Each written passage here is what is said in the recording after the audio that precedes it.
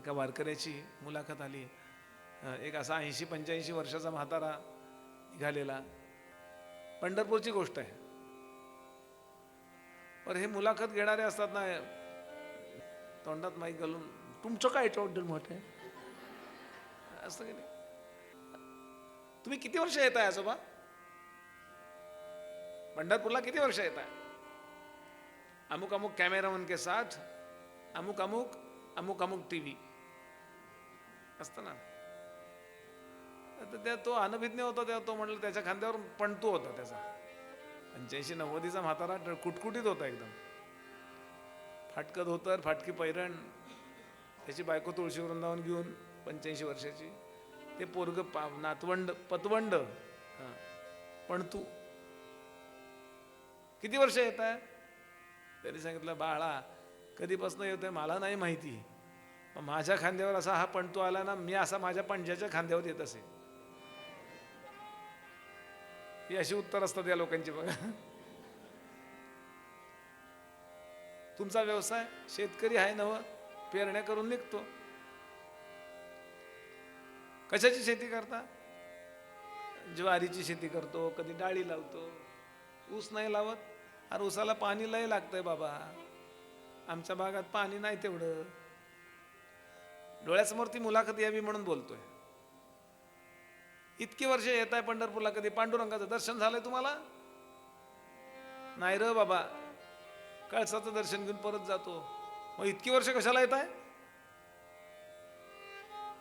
अहो त्याच्या साधनेवरच त्यांनी बोट ठेवल्यावरती त्यांनी त्या पोराकडे बघितलं. इतक्या वेळ इग्नोर करून बोलत होता. पोरा कुठल्या शहरातला आहेस र? सांगितलं त्यांनी नाव. तुमच्या गावामध्ये कुत्री पाळण्याची पद्धत असते का रे? त्याला प्रश्न विचारतोय हा वारकरी. कुत्रे पाळतात? पाळतात की. कुठं असतात तुमची कुत्री? आमच्या घरात असतात म्हणाला. कधी कधी बेडवर असतात, आम्हीच खाली झोपायला लागतं आम्हाला.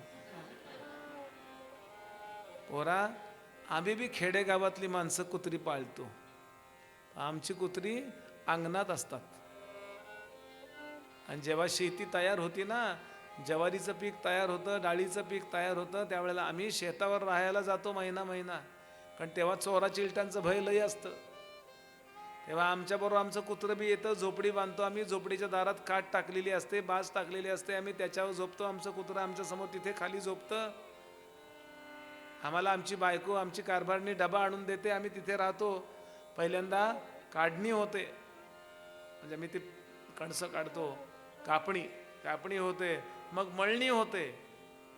बैलाच्या पायाखाली आम्ही ते मळतो आणि त्यानंतर ते धान्य तयार करतो आणि त्यांची पोते बांधणी होते. आणि बाजारात किंवा योग्य ठिकाणी ते पोती जाईपर्यंत आम्ही तिथे राहतो, कारण चोरा चिलटांचं भय असतं.